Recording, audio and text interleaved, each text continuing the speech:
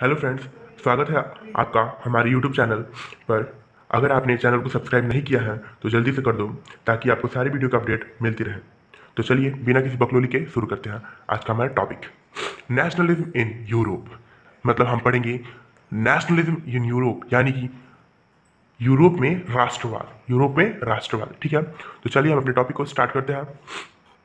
सो nationalism का मतलब होता है, नेशनलिज्म का सेंस ऑफ कलेक्टिव बिलोंगिंगनेस, यानी कि एकता की भावना। यही होता है हमारा नेशनलिज्म।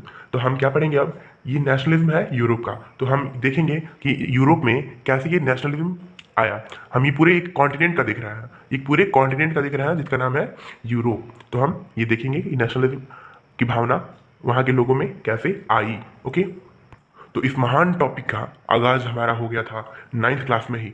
जैसे जैसे ही हमने फ्रेंच रेवोल्यूशन को कवर किया था, तो इसका आगाज़ वहीं से स्टार्ट हो गया था। तो अब हम देखते हैं नेशन स्टेट क्या होता है। नेशन स्टेट होता क्या है, nation state. Okay, nation state मतलब होता है कि कोई भी पीपल हो, कोई भी लोग हों, उनमें कॉमन कल्चर हो। क्या हो, कॉमन कल्चर। कॉमन कल्चर हो, वो लैंग्वेज सेम बोलते हो, लैंग्वेज से लैंग्वेज सेम बोलते हो। ओके, और फिर वो उनका हिस्ट्री जो है, जो उनका इतिहास है, वो सेम हो। तो इन सारे लोगों में जो भी कॉमन होगा, जब ये सारी चीज़ कॉमन होगी, कल्चर कॉमन होगा, लैंग्वेज कॉमन होगी और हिस्ट्री कॉमन होगा, तो ये वो देश एक नेशन स्टेट कहलाएगा। क्या कहलाएगा, नेशन स्टेट कहलाएगा। तो ये कॉन्सेप्ट था रेनिन का। रेनिन एक फिलोसफर थे, उनका एक कॉन्सेप्ट था। ठीक है, और एक बात, इस टॉपिक से डायरेक्ट क्वेश्चन पूछता है कि व्हाट इज नेशन स्टेट। इससे यही पूछता है व्हाट इज नेशन स्टेट, या फिर पूछेगा what is nation state according to Renan. यही पूछता है केवल, वो भी डायरेक्ट क्वेश्चन पूछता है 3 मार्क्स में या 2 मार्क्स में। ओके, तो चलिए बिना किसी बकलोली के आगे बढ़ते हैं। हाँ, तो एक महाशय थे फ्रेडरिक सोरियो, एक फ्रेंच, जो वो एक फ्रेंच आर्टिस्ट हुआ करते थे। उन्होंने अपने एक आर्ट में उन्होंने एक काम किया था। उन्होंने एक दिया था series of four print, series of four print उन्होंने दिया था। तो वो दिया था 1848 में। ओके, 1848 में उन्होंने ये दिया था। तो उसमें ये था कि उन्होंने विजन किया था अपने यूटोपिया। यूटोपिया एक विजन है कि उसमें एक वो विजुलाइजेशन होता है एक सोसाइटी का, कि ऐसी सोसाइटी होगी, लेकिन वो काल्पनिक होती है, यानी कि वो इमेजिनेशन पर बेस्ड होती है। ओके, तो उनका यही विजन था कि सारे कंट्री यहाँ पे डेमोक्रेटिक हो जाएंगे और सोशल रिपब्लिक हो जाएंगे। ठीक है, उनका यही एक विजन था। तो चलिए हम देखते हैं इनके फोर प्रिंट में था क्या। ओके, हाँ, तो उनके फोर प्रिंट में था ये कि एक लिबर्टी थी, statue of liberty, statue of liberty. Okay, बीच में एक स्टैचू ऑफ लिबर्टी थी, और यूरोप के पूरे यूरोप के लोग, सभी देशों के लोग उस स्टैचू की परिक्रमा कर रहे हैं, उस स्टैचू की परिक्रमा कर रहे थे। उनका कहना यह था कि जो लोग स्टैचू को पार कर चुके हैं, वो लोग सोशल एंड डेमोक्रेटिक बन चुके हैं। जैसे कि मैंने कहा कि उनका एक यूटोपिया था, यूटोपिया एक विजन है। ठीक है, तो उसमें उसमें पार किया था इसने अमेरिका और फिर स्विट्जरलैंड। ओके, तो उन्होंने यहाँ पे दर्शाया था कि अमेरिका पार कर चुका है और स्विट्जरलैंड, और आगे सबसे आगे लाइन में लगे हैं, पार करने की स्थिति में है जर्मनी, इटली, ये सब है। ठीक है, तो उन्होंने ये प्रिंट बनाया था, फोर प्रिंट। और ये स्टैचू ऑफ लिबर्टी जो थी, एक हाथ में उसके टॉर्च थी जो ज्ञान का प्रकाश बांट रही थी।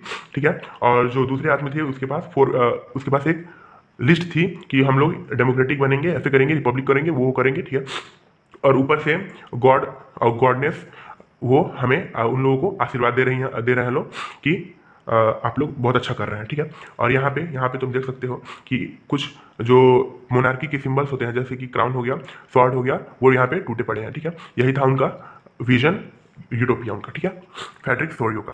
तो बढ़ते हैं हमारे नेक्स्ट टॉपिक। ओके, तो हम देखेंगे अब collective identities in France. Sorry, France, हाँ समझो फ्रांस ही। जो फ्रेंच रेवोल्यूशन जो हुआ था 1789 में, तो उसका इम्पैक्ट जो था, जो उसके बाद से रिफॉर्म किए गए वहाँ के एडमिनिस्ट्रेशन में, तो यही सारे रिफॉर्म्स हुए थे कि लोगों में एकता की भावना आ जाए। ठीक है, तो वहाँ पे एक वर्ड यूज किया गया था, लॉ पेट्रे, यानी कि फादरलैंड। ठीक है, जैसे हम लोग यहाँ पे अपनी मातृभूमि को कहते हैं भारत माता, तो वहाँ पे वर्ड यूज हुआ था लॉ पेट्रे, यानी कि फादरलैंड, और लॉ सिटी ऑन, ले city on. Okay, means citizen. Okay, वहाँ पे ये सब यूज हो रहा था। फॉर्मेशन ऑफ ट्राइकलर फ्लैग, जो ट्राइकलर फ्लैग थे उन्हें वहाँ पे ट्राइकलर फ्लैग को बनाया गया कि लोगों में कलेक्टिव बिलोंगिंगनेस आ जाए instead of royal flag. Okay, जो मोनार्की का फ्लैग था उसे हटा दिया गया। और state general renamed as national assembly, जैसे कि हमने 9th में देखा था कि जो एक्टिव मेंबर थे स्टेट जनरल में वही पार्टिसिपेट करते थे इलेक्शन में, लेकिन अब इसी बदल दिया गया और यहाँ पे नेशनल असेंबली को स्टैब्लिश कर दिया गया, उसी को रीनेम कर दिया गया। ठीक है, हाँ, जो सेंट्रलाइज पावर कर दिया गया वहाँ पे एडमिनिस्ट्रेशन का। ठीक है, और जो ये काम करता था, फॉर्मुलेट करता था यूनिफॉर्म लॉ, सबके लिए एक कानून बनाता था। ठीक है, और इंटरनल कस्टम ड्यूटी को ये एबॉलिश कर दिया गया। यानी कि मान लो तुम यूपी से बिहार में जा रहे हो, ठीक है, यूपी से अगर तुम बिहार में जाओगे तो वहाँ पे तुम्हें टैक्स देना पड़े, तो हर जगह तुम्हें हर एक बॉर्डर पे तुम्हें टैक्स देना पड़े, तो तुम कितना कमाओगे अपने गुड्स से। तो यही वहाँ पे प्रॉब्लम था, तो वहाँ पे इसको हटा दिया गया, इंटरनल कस्टम ड्यूटी को हटा दिया गया। कस्टम ड्यूटी का मतलब ही होता है सीमा शुल्क, यानी कि बॉर्डर, यानी कि एक्सपोर्ट या इंपोर्ट पर जो बॉर्डर पर शुल्क लगते हैं, यानी कि टैक्स लगते हैं, उसको कहते हैं कस्टम ड्यूटी। ओके, हाँ, तो अब हम देखेंगे role of Napoleon in spreading nationalism. तो ये नेपोलियन का एक बहुत बड़ा रोल था नेशनलिज्म को स्प्रेड करने का पूरे यूरोप में, इसीलिए उसने दिया था सिविल कोड, यानी कि हम उसे नेपोलियनिक कोड के नाम से भी जानते हैं, जो 1804 में दिया गया था नेपोलियन के थ्रू। ठीक है, तो अब देखते हैं हमारा नेपोलियनिक कोड। ओके, तो चलिए हम स्टार्ट करते हैं civil code.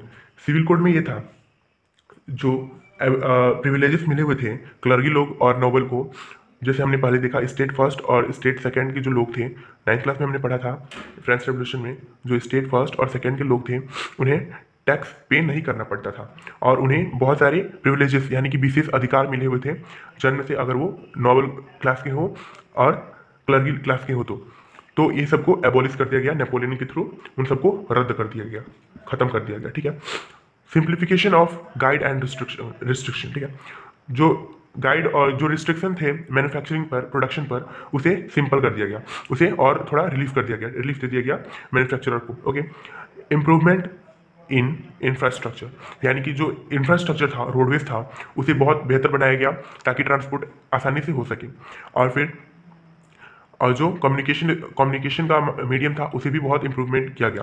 Freedom of market, यानी कि जो स्मॉल स्केल ट्रेडर थे उन्हें फ्रीडम मार्केट में फ्री कर दिया गया कि आप कोई भी सामान कहीं भी बेच सकते हैं इंटायर कंट्री। ओके, तो यही था हमारा नेपोलियनिक कोड और सिविल कोड, दोनों एक ही है। तो और दो चार पॉइंट्स हैं तो जिन्हें हम देखेंगे। ओके, हाँ, तो उसमें ये था, एक और था कि जो मेजरिंग स्केल्स थे यानी कि वेटिंग के, वो सबको यूनिफाई कर दिया गया। पहले था कि मान लो तुम 1 किलो खरीद रहे हो यहाँ पे, तो अगर तुम बिहार में जाके खरीदोगे तो वो आधा किलो हो जाएगा, 0.5 kg। तो ऐसे वहाँ पे मतलब यूनिफॉर्म नहीं था मेजरिंग का स्केल। ठीक है, तो इसे यूनिफाई कर दिया नेपोलियन ने। ठीक है, यही सारा नेपोलियनिक कोड था। और ओके, हालांकि नेपोलियन ने जब वहाँ पे अपना रूल इस्टेब्लिश किया, पहले तो वहाँ पे डेमोक्रेटिक हो गई थी, डेमोक्रेसी हो गई थी, लेकिन उसने जब वहाँ पे रूल करने स्टार्ट किया तो डेमोक्रेसी को ख़त्म कर दिया और मोनार्की को फिर स्टैब्लिश कर दिया, तो ये उसने किया था। लेकिन उसका एडमिनिस्ट्रेशन सिस्टम बहुत ही बेहतर था, इससे लोग, आसपास के जो कंट्री के लोग थे उससे प्रभावित होकर चाहते थे कि नेपोलियन हमारे कंट्री पर आक्रमण करे, यानी कि अटैक करे, और हम लोग नेपोलियन के अधीन में आ जाएंगे और हमको भी ये फैसिलिटी मिलेंगी जो फ्रांस में इस समय मिल रही हैं लोगों को। तो लेकिन यहाँ पे हुआ उसका एकदम उल्टा। तो कौन कौन से देश थे जो चाहते थे कि हम पर ये राज करे नेपोलियन, जैसे कि हॉलैंड हो गया, स्विट्जरलैंड हो गया, ओके, और ये ब्रुसेल्स यानी कि capital of Belgium. Okay, Brussels, ये सारे लोग चाहते थे वहाँ के लोग कि वहाँ पे नेपोलियन राज करे। तो अब वहाँ पे जब फाइनली नेपोलियन ने वहाँ पे अपना राज स्टैब्लिश कर लिया तो उसने क्या किया, पॉलिटिकल फंक्शन को रोक दिया गया। दूसरी बात, जो टैक्स थे उन्हें इंक्रीज कर दिया गया। ठीक है, तीसरी, जो एक मतलब कंपलसरी होता था कि सारे लोग वहाँ पे मतलब लोग पार्टिसिपेट आर्मी में, फ्रेंच आर्मी में करेंगे दूसरे देशों पर आक्रमण करने के लिए, तो आर्मी में रिक्रूटमेंट के लिए। ओके, और चौथी बात, जो वहाँ पे लोग अपना व्यू एक्सप्रेस नहीं कर पा रहे थे, क्योंकि वहाँ पे सेंसरशिप लगा हुआ था, इसीलिए लोग अपना व्यू एक्सप्रेस नहीं कर पा रहे थे, तो उन्हें फ्रीडम ऑफ एक्सप्रेशन भी नहीं मिल रहा था, ना ही यहाँ पे रिक्रूटमेंट भी हो रहा था। ठीक है, रिक्रूटमेंट तो हो ही रहा था ज़बरदस्ती, और टैक्स भी इंक्रीज़ कर दिया गया था, टैक्स से कोई रिलीफ नहीं मिला वहाँ पे। और फिर जो ये पॉलिटिकल फंक्शन थे उसे भी बंद कर दिया गया, वहाँ पे फ्रीडम नहीं थी, पॉलिटिकल फ्रीडम बिल्कुल नहीं थी। ठीक है, यही सारा नेपोलियन ने किया दूसरे देशों के आक्रमण करने के बाद। ठीक है, यही आज हम यहीं पे समाप्त करते हैं। अगला वीडियो हमारे 1-2 दिन बाद आ जाएगा और आप इससे तब तक पढ़ सकते हैं। धन्यवाद। अगर आपको ये वीडियो पसंद आया हो तो प्लीज़ हमारे चैनल को करें सब्सक्राइब और बेल आइकन को दबाना ना भूलें। धन्यवाद।